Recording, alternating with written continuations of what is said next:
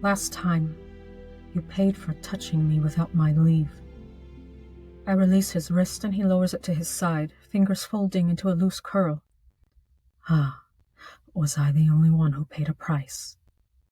Here is where his mercurial nature shows through, hot then cold, cruel then almost gentle, painfully, disturbingly intimate, then the distance of high court formality, his eyes and endless night I can lose myself in.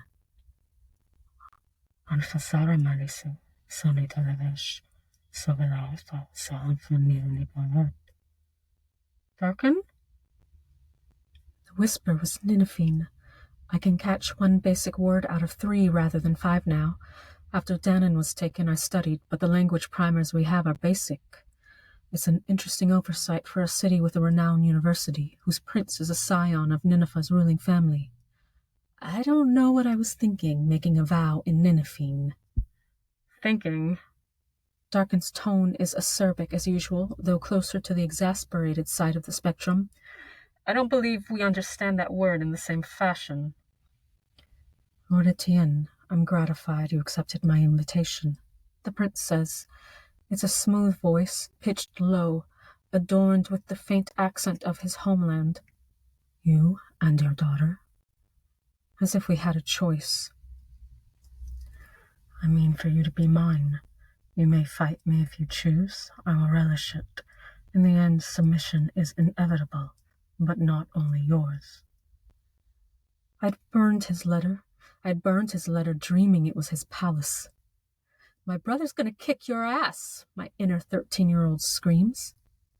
Prince Renaud's swirling eyes stop and flare. I tap the 13-year-old down. I'm pleased to have accepted it, my father replies, also smooth but warm, a diplomat's voice. I'm equally pleased to present my daughter, Lady Arran, heir presumptive of House Faronne. Because I know him, I hear the thread of hope in his voice. My father wants peace. He'll be devastated when I confess the vow tightening around my neck. The most foolish, incompetent vow I have ever had the displeasure of witnessing, Darken says, as if I wasn't already well aware of his opinion, as if he ever keeps his opinions to himself. I am delighted to formally meet you, Lady Arran. I doubt that. I doubt that very much. It can't be a blatant lie, but trust a high lord to drive a semi through a loophole the size of a pinprick. But he's right. Knocking me around a battlefield, then showing up unannounced at my house in the morning doesn't qualify as a formal introduction. We're beyond the use of my title, considering your house tried to have me killed at least 3 times that I know of. A slight narrowing of his eyes, the silence of a male leashing a temper rarely provoked because no one dares defiance. Ah, I keep my voice polite. Was it unmannerly to make mention? Congratulations, Darken says, managing to sound both weary and sour. You opened your mouth with predictable diplomacy, which is to say, none. They did not train the Mad Dog of Faronne for diplomacy. They barely trained me for self-defense. You must learn, Arran. I will not always save you from yourself. You are me. Think that if it comforts you. The dark tone of his mental voice hints at secrets I fear, threads I shy from pulling. I don't want to unravel the carefully woven cloak of comfort he offers, only to find it conceals a monster. Or worse, a lie. Indeed. House Montague's High Lord says, the caress in his voice silk and dripping candle wax. You may address me as Renaud. My body clenches at that voice, and I mentally recoil. It's a physiological reaction. It means nothing. Nothing. But my heartbeat lurches into a half-panicked gallop. No thanks, though if you invite me to address you as my daughter is honored, Fafa says. His smile is pleasant, his glance at me not so much. Belatedly, I process the dubious, what's the word Fafa forced from his too-human throat? Yes, honor. The dubious honor the prince bestows on me to use his name as if we're equals. Or intimates. It's a small, stinging punishment, like an open-palmed slap. The High Court will wonder at our relationship now if word of his morning call hasn't circulated. I'm not that optimistic. He's sicked every High Fae with any political power and ambition in Everin on me, certainly the ones of high rank who've ignored me until now. We're going to have to feed them when they come to call. This gutter-born bastard. The term is incorrect. Darken's chill, almost offended if I didn't damn well know better. Mental tone arrests my attention. He is a younger son of two ancients, Naya Gravane called Gravenrose, and Asariel Temthrenis called Stormthrone, who are of the highest lineage and most assuredly bound in ways far beyond a messy halfling toddler's meager comprehension. I didn't mean bastard in its literal definition, Dark Angel. It's pejorative. But it begs another series of questions. Why is Nora afraid of the Temthrenis? Other than the usual reasons, the fear seems deeper. The Temthrenis abjure chaos. They are its wardens. They husband and contain it. Lovely. The origin of every dictator ever. My inappropriate not humor wags its tail again. Oh, well, that's not great, since I am chaos. Indeed. Perhaps you are fated for the prince, then. Wow, what did I do to piss you off this week? He scoffs.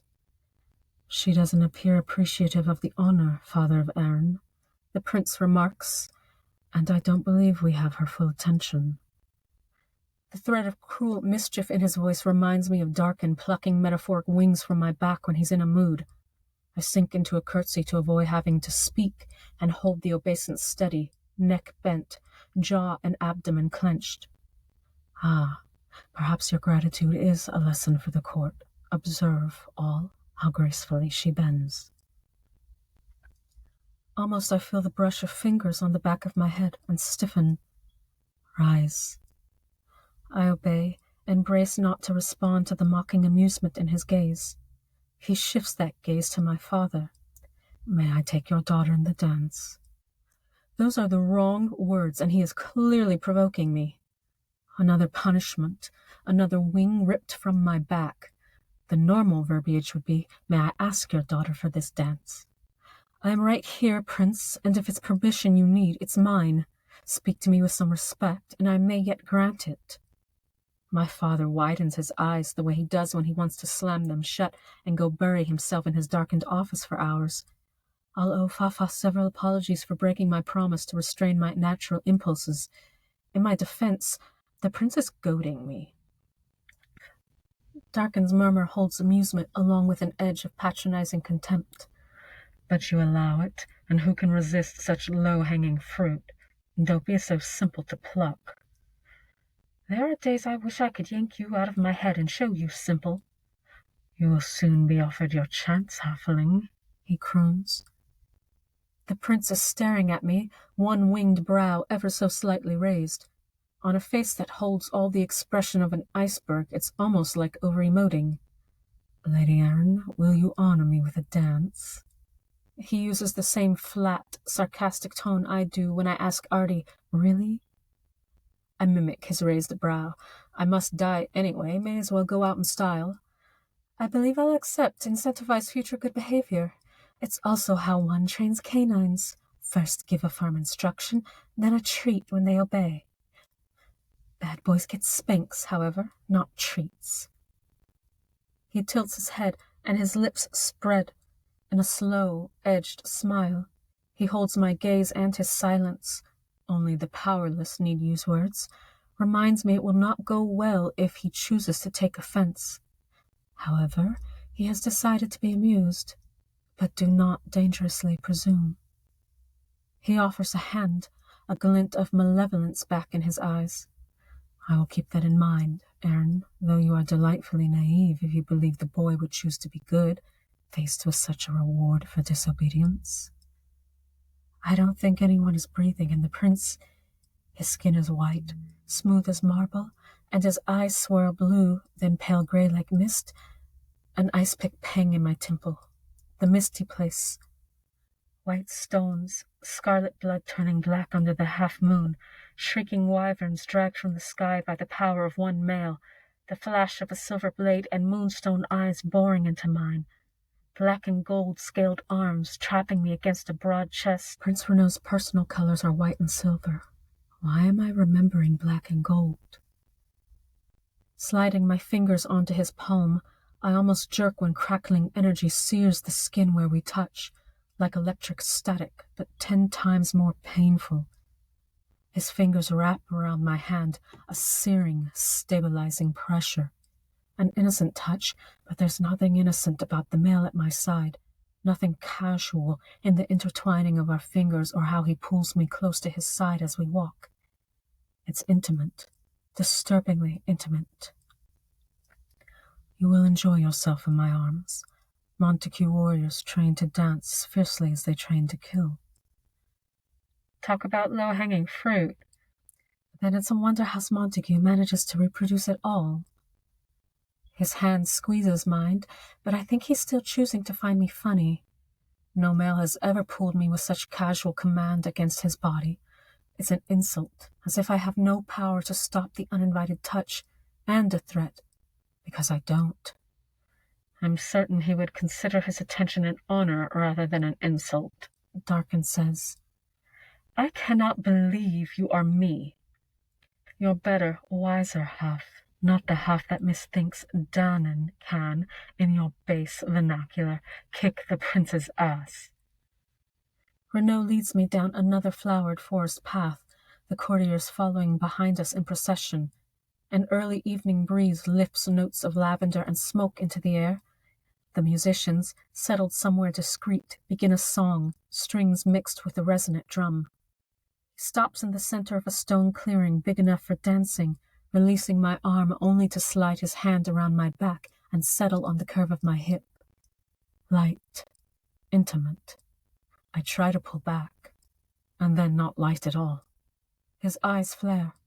You fail to understand you are mine. After tonight, you will. Possessiveness in the bite of his long, sharp nails. If hunger shows nowhere else, his tell is in the strength of his fingers on my hip. I tense, and those nails dig in. Do not deny me. You have no right, none, other than the rights of a bully. This is beyond infuriating, beyond disrespect, and what's worse, that involuntary physiological response that shouldn't exist. I hate myself sometimes. I'm confused by myself even more. You made your choice. I accepted your offer. I've offered nothing other than to abide by the terms of a ceasefire, though technically I never said those exact words either. You have a mortal memory, Aaron, and I'm disinclined to jog it. I stiffen, battling the instinct to tear myself out of his arms, and the instinct to go for my blade. I'm not yours, Prince. A flash of blue in the moonstone eyes. He lowers his mouth to my ear.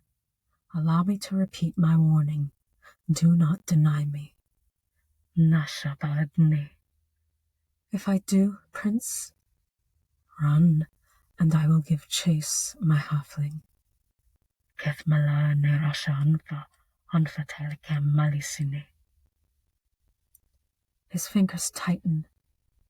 My aunt is right.